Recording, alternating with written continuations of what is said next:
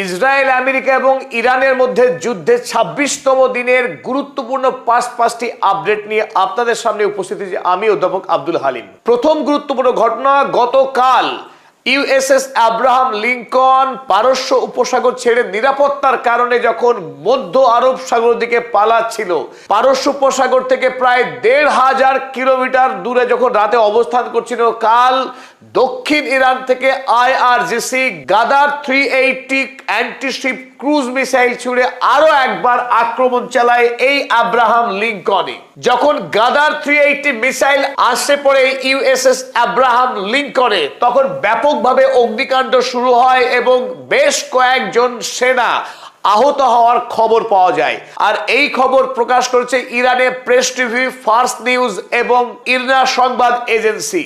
যদিও প্রাথমিকভাবে সেন্টকম তিনি অস্বীকার করেছেন যে ইরানের পক্ষে কোনো ক্রুজ মিসাইল হামলা হয়েছে ইউএসএস আব্রাহাম লিঙ্কনে, কিন্তু পরবর্তীতে আহত মার্কিন নৌসেনাকে জরুরিকালীন চিকিৎসার জন্য ডাঙায় আনা হয়, তাকে হসপিটালাইজড করা হয়। আর তারপরে এই খবর নিশ্চিত হয়ে যায় যে ইরান সফলভাবে ইউএসএস আব্রাহাম লিঙ্কনে আরো একবার মিসাইল হামলা চালিয়েছে। যদিও ইউএসএস আব্রাহাম লিঙ্কনকে জলে ডুবিয়ে দেওয়ার মতো মারাত্মক আক্রমণের ছিল না, তবু ইরান যে সফলভাবে এই মার্কিন জাহাজকে একাধিকবার আক্রমণ করার শক্তি রাখে তা আরো একবার প্রমাণ হলো গতকাল। মিডল ইস্টের সেন্টকম ব্র্যাড কুপার তিনি দাবি করেছিলেন যে নন কমব্যাট রিলেটেড ইনজুরি অ্যাবোর্ড, যে ইউএসএস আব্রাহাম লিঙ্কনে যে সেনা আহত হয়েছেন তিনি যুদ্ধকালীন অবস্থায় আহত হননি। তাহলে কিভাবে আহত হলেন সেই প্রশ্নের সঠিক উত্তর কিন্তু দিতে পারেননি সেন্টকম ব্র্যাড কুপার। তৃতীয় গুরুত্বপূর্ণ ঘটনা, গতকাল আরো একবার ইরানের IRGC মার্কিন F-18 ফাইটার জেটকে ভূপাতিত করলো। এই F-18 ফাইটার জেটকে ধ্বংস করার সাথে সাথে ইরান চতুর্থ কোন মার্কিন স্ট্র্যাটেজিক ফাইটার জেটকে ধ্বংস করলো।